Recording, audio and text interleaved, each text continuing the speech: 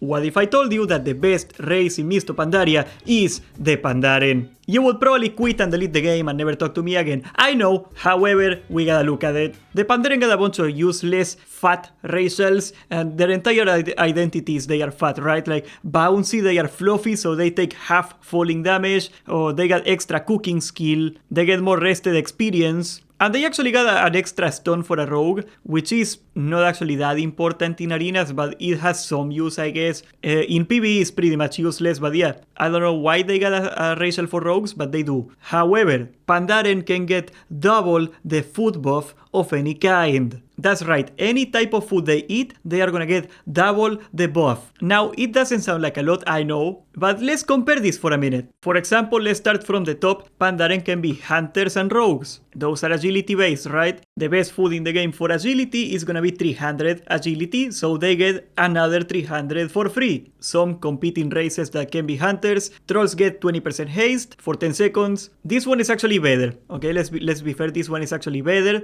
Trolls and dwarves get 1% expertise, and that will make the trolls the best race in the game, of course, because they get haste and expertise. However, if you're a dwarf, for example, and you only get the expertise, 1% is about 340 expertise rating. 300 agility is worth a lot more. Same with the Worgen racial, 1% crit. 300 agility is more than 1% crit. And the Draenei racial, 1% hit, exactly the same. And remember guys, you can always reforge for more crit or hit or expertise, but you cannot reforge for base stats. And most classes the base stat is a lot more valuable, even if it is the same quote-unquote stat value. Even if you get a rough equivalent, for most builds, stacking a base stat is a lot more valuable. And also you get command. Command is 2% pet damage. Now, if you are Beast Mastery, your pet should be 30 to 40% of your damage. 2% of that should be a little under 1% more damage. However, it will eventually, by the time you get to Throne of Thunder, it will eventually outscale. So, if you are Beast Mastery, Command might outscale the Pandaren. However, as you can see, the Pandaren is the second, and only because the Troll gets 2 good racials for Hunter, the Pandaren is the second best race for Hunters.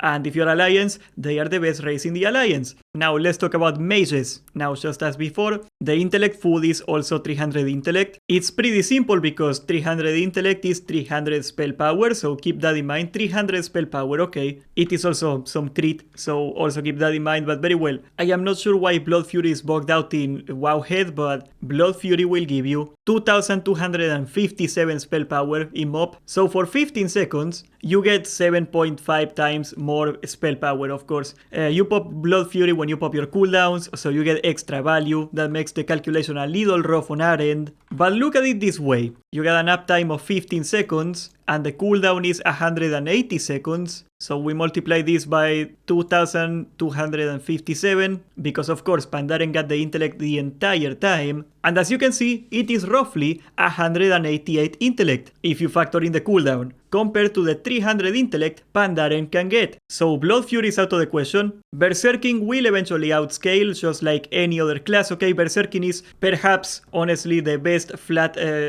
racial in the game for DPS. 20% haste is absolutely broken. There is very few classes that do not benefit a lot from that. It is only 10 seconds though, and I assure you that early on in the tier, early on in MoP, 300 intellect is gonna go a further way than 20% haste. Not for very long, not forever, I know, trolls are broken, but still, early on, the Pandaren racial should be better. And gnomes got the racial super nerfed. They only get 5% maximum mana, unless you play, I don't know, Arcane Mage. Maybe in that case it is actually useful. Most DPSers in MoP have infinite mana pretty much. They do not have mana issues. 5% mana is not gonna change anything. But intellect is actual damage. So once again, 2 in a row, Pandaren do get beat by the troll, but they are by far the best race in the Alliance. Then we have the Monk. Just like the Hunter, the Pandaren is 300 agility. For DPS, we made the comparison before. Epicurean is better than Blood Fury. They are better than weapon specialization. Yes, monks use weapons. They do not actually have them in the animation, but they are stat sticks and the expertise racial actually works. 300 agility beats that. Same with the Mage specialization for dwarves and humans. It is more than 1% crit, and it's a close second to the troll.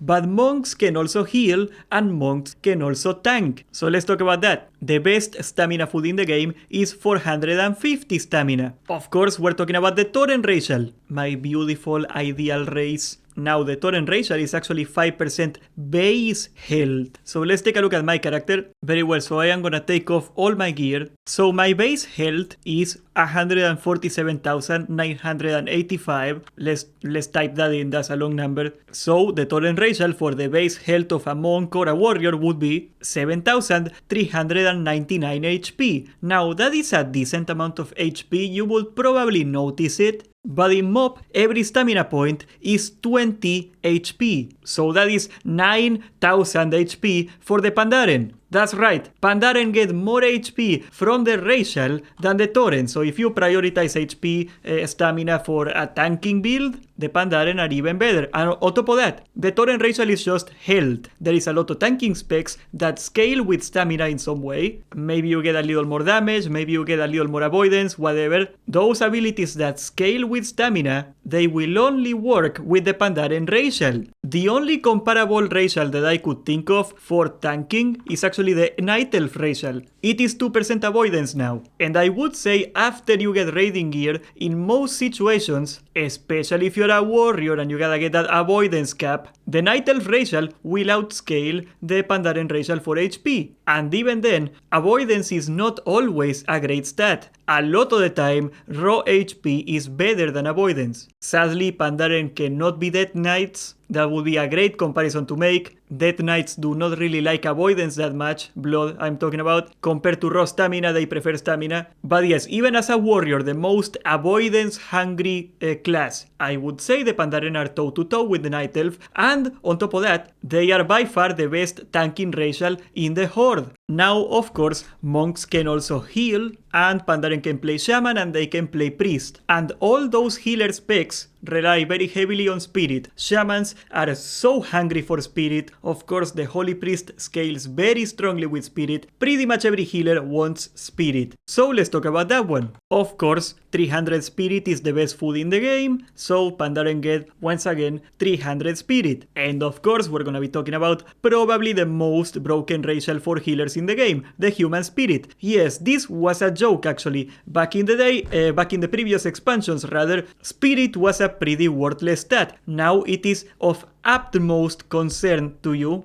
Even as a caster, it is free hit, right? So that's not terrible. But as a healer, it is your main stat. Eventually, some healers, like the Holy Paladin, they transition into stacking intellect later on in like Throne of Thunder. But other healers, like the Resto Shaman, they just always want more spirit. Either way, 3% spirit is actually nothing to sneeze at. If we go back to MoP and take a look at my character, this random Resto Shaman I put together has 5,726 spirit. If I were to have the human racial, that's 3%, right? That would be 171 spirit. So yes, even the broken human racial is worse than the Pandaren racial, which is 300. I feel like a broken record, but yes, by the time you get full heroic gear in Mogushan Bolts, the human racial will outscale, but then again, 300 spirit is 300 spirit. And at launch, Pandaren will be actually the best healing racial in the game. Perhaps, and depending very heavily on the spec, the gnome 5% mana could be better in some very niche situations, but pretty much the entire time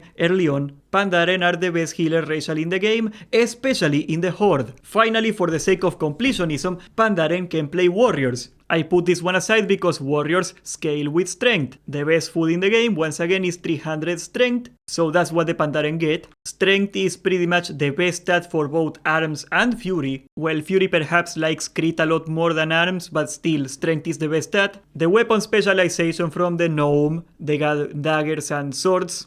That's only fury, by the way, because it's one-handed only if you play a gnome. The axe specialization from the orc, or the mace specialization from the dwarf and the human, they are pretty good, but they are nowhere close to 300 strength. We talked about that earlier. However, Blood Fury is actually a ton of attack power. 4514 attack power. Now we are gonna do what we did before. We are gonna multiply it by the uptime 15 seconds and we are gonna divide this by 180 seconds, the cooldown. So we get an equivalent of 376 attack power. So you might think, okay, Blood Fury is better than the Pandaren racial. No, strength is 2 attack power. So the Pandaren get 600 attack power and that's the entire fight, compared to the, on average, 376 of the Orc. Now, the cool part about the Orc, especially in the execute phase, is that they pop it along their cooldowns, so they are in practice getting a lot more value than 376. But in most situations, it will be very close to the Pandaren racial. In short fights that last barely long enough for the Orc to pop the racial twice, it might come ahead, and even then, it is not by much. Cooldowns are not nearly as powerful as they used to be for the warrior. Overall, they are maybe a 50% extra, something like that. And even if we do a 50% modifier because we take into account the bonus from the cooldowns, that is still